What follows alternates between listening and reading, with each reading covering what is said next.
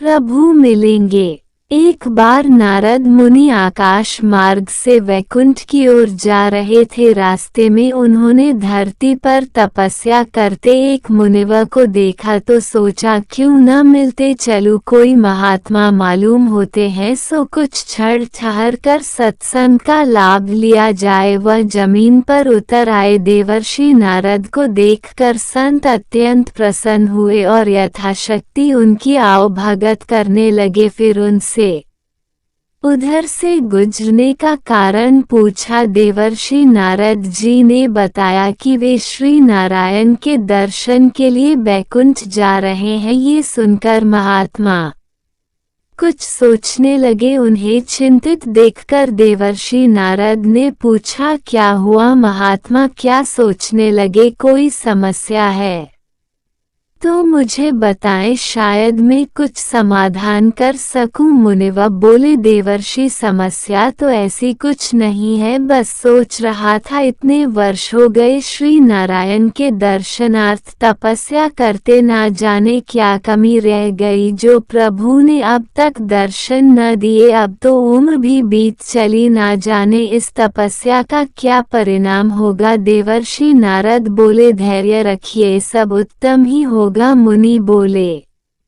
आप आज श्री नारायण के दर्शन करेंगे, अगर अन्यथा ना ले तो क्या मैं आपके द्वारा अपना एक संदेश प्रभु तक पहुंचा सकता हूं? क्या आप मेरा संदेश प्रभु से कहकर उत्तर ला देंगे? देवर्षि नारद बोले, अवश्य कहिए, क्या संदेश है? मुनि बोले, आप बस इतना पूछिएगा कि क्या प्रभु मुझे कभी दर्शन देंगे? देवर्षि नारद बोले, अच्छी बात है, मैं आपका संदेश प्रभु को सुनाकर उत्तर लेकर इसी मार्ग से लौटूंगा। आप तब तक धैर्य से प्रतीक्षा कीजिए।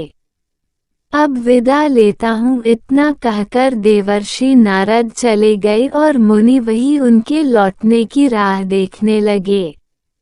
देवर्षि नारद बैकुंठ पहुँचे और श्री नारायण के दर्शन कर लौटने लगे तो उन्होंने महात्मा का संदेश प्रभु को सुनाया। प्रभु बोले, आप उनसे कह दीजिएगा कि वह जिस पेड़ के नीचे बैठकर तपस्या करते हैं उनमें जितने पत्ते हैं उतने जन्मों के बाद उन्हें दर्शन मिलेगा। देवर्षि नारद उत्तर सुनकर बैकुंठ से लौट आए। मुनि के आश्रम आए तो देखा वे प्रतीक्षा में है। मुनि के पूछने पर देवर्षि बोले, प्रभु ने कहा है कि आप जिस वृक्ष के नीचे बैठकर तपस्या करते हैं उनमें जितने पत्ते हैं आपके इतने जन्मों के बाद प्रभु का दर्शन मिलेगा।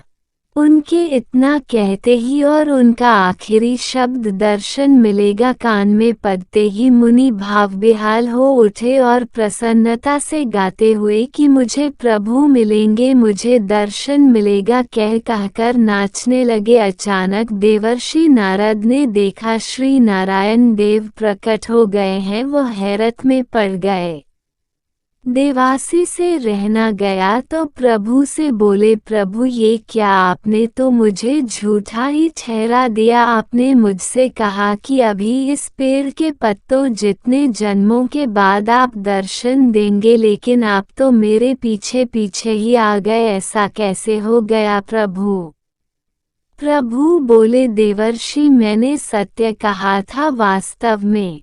तब यह मुनि जिस भावावस्था से तपस्या कर रहे थे उससे उन्हें उतने जन्मों के बाद ही दर्शन मिलने वाला था, पर अभी तुम्हारे मुंह से मेरे दर्शन प्राप्ति का समाचार सुन वह एक क्षण में ही हृदयस्थ भाव के चरम पर पहुंच गए। उनके सभी जन्मों की बाधा तत्काल ही दूर हो गई और मुझे आना पड़ा। कहते हैं प्रभु मात्र ऊपरी कर्मकांड को देखकर फल नहीं देते हैं, वो तो हृदय के भावानुसार फल देते हैं।